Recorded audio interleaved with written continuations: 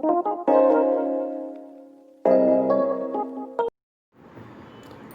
Morning बच्चों। तो चलिए आज हिंदी लिटरेचर पढ़ा रहे हैं, जो कि है चैप्टर 5 है शनवदिया, जो कि हम आधा पढ़ा दिए थे। तो उसके पहले बता दें कि इसका क्वेश्चन आंसर भी हम PDF के द्वारा भेज रहे हैं। तो आप लोग क्वेश्चन आंसर उसको लिखना है, और जितने सारे ऑब्जेक्टिव है तो आप लोग बुक में ही करिएगा। बुक में करके और ऑब्जेक्टिव, क्वेश्चन आंसर, सारा चीज़ याद करना है। शब्दार्थ को भी याद करना है। जैसे जैसे आपका चैप्टर कंप्लीट होते जा रहा है, आप उसको याद करके और एक रफ कॉपी में उसको प्रैक्टिस भी करना है। तो याद करते रहना है। और चलिए, तो ये आधा स्टोरी हम पढ़ाए थे, उसके बाद का स्टोरी सुनिए। तो लेखक तो फणीश्वर नाथ रेणु है, जो कि हम बता दिए थे। तो उसका देखिए, उसके बाद क्या है। रात को भोजन के वक्त हरगोविंद थाली की ओर देखा। दाल भात, 3 प्रकार की भाजी, पापड़, अचार, बड़ी बहुरिया बथुआ साग उबालकर खा रही होगी। हरगोविंद ने कुछ नहीं खाया, उससे खाया नहीं गया। तो देखा कि हरगोविंद जब गया था तो उसकी बूढ़ी माँ थाली में बहुत तरह का, मतलब दाल भात, 3 प्रकार की भाजी, अचार सब लाकर दी। तो उसको बहुरिया का याद आ गया कि वो तो बथुआ साग उबालकर खा रही होगी। तो हरगोविंद को क्या हो गया, उससे खाया नहीं गया। हरगोविंद को नींद नहीं आ रही थी। वह किस लिए आया था और झूठ क्यों बोला। सोचा कि हम आए हैं, लेकिन हम जो संवाद लेकर आए हैं वो तो हम नहीं बता रहे, लेकिन हम किस लिए आए हैं और क्यों झूठ बोल रहे हैं। सुबह उठकर उसने दिल को कड़ा किया। वह शनवदिया है, उसका काम है सही सही संवाद पहुंचाना। वह बड़ी बहुरिया का संवाद सुनाने के लिए बूढ़ी माता के पास जा बैठा और बोला, माई जी, मुझे इसी समय गाड़ी से वापस जाना होगा। बोला कि मेरा तो काम है कि सबके घर जा जा कर समाचार को पहुंचाना, लेकिन हम वो चीज़ नहीं कर पा रहे हैं। क्यों ऐसा हो रहा है मेरे साथ। तो सोचा कि चलो बूढ़ी माता को बोलते हैं कि अब हम जाएंगे, मेरा समय अब हो गया है, सो हम गाड़ी से वापस जाना चाहते हैं। तो उसकी माँ क्या बोलती है, अरे इतनी जल्दी क्या है, एक आध दिन रहकर मेहमानी कर लो। बोला कि इतना जल्दी आए हो फिर जा रहे हो, तो रह जाओ एक दिन और। बोला नहीं माई जी, इस बार आज्ञा दीजिए, दशहरा में हम भी बड़ी बहुरिया के साथ आवेंगे, तब डटकर 15 दिन तक मेहमानी करेंगे।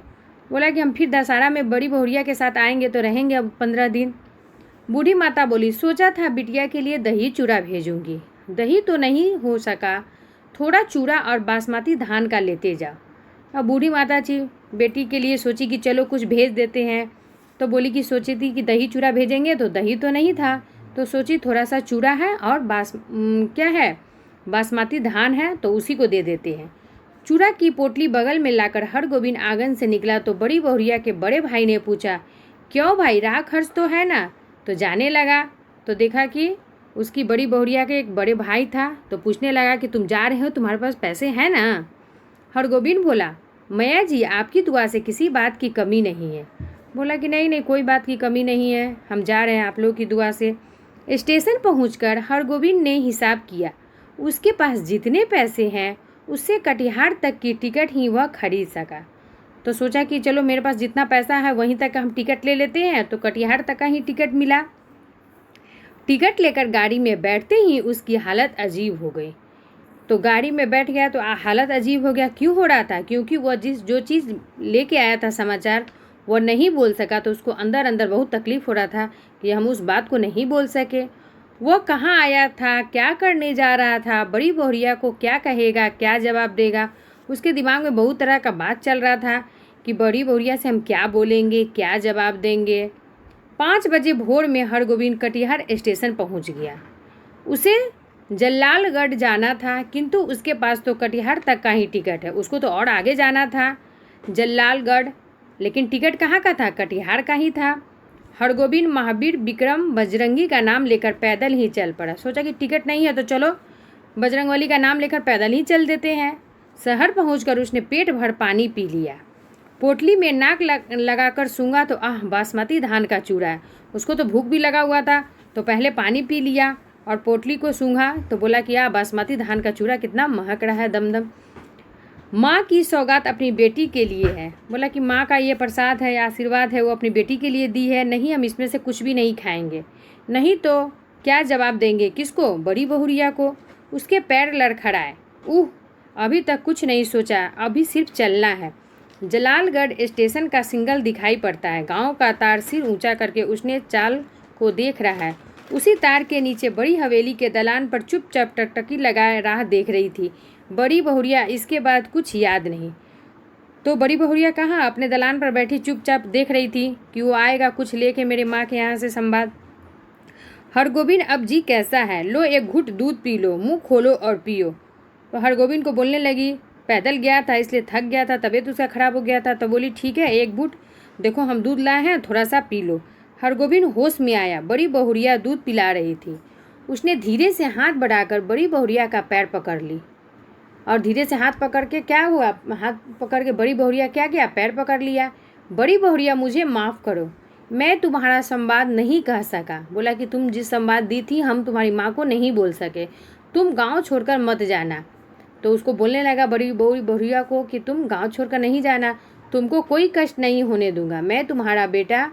बड़ी बहुरिया तुम मेरी माँ हो, सारे गांव की माँ। उसको बोलने लगा कि हम तुमको कभी कोई कष्ट नहीं देंगे क्योंकि हम तुम्हारा बेटा है और तुम सारे गांव की माँ हो। मैं अब निकम्मा बैठा नहीं रहूँगा, तुम्हारा सब काम करूँगा। बोलो बड़ी माँ, तुम गांव छोड़कर चली तो नहीं जाओगी? बोला कि तुम गांव छोड़कर चली जाओगी क्या? बोलो।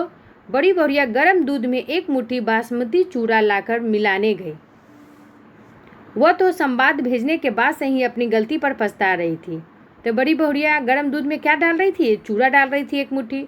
और वह पहले ही उसको गलती हो गया था कि जो संवाद हम भेजे थे वो बाद में उसको गलती का पछतावा हो रहा था कि ये संवाद हमको नहीं भेजना चाहिए, क्योंकि हम रहेंगे तो गांव वाले का सेवा सत्कार भी होगा, यहाँ रहेंगे तो हवेली का देख रेख होगा, इसलिए वह पहले ही पछता रही थी। तो ये स्टोरी बहुत ही अच्छा था। फणीश्वर नाथ नेहरू लिखे थे।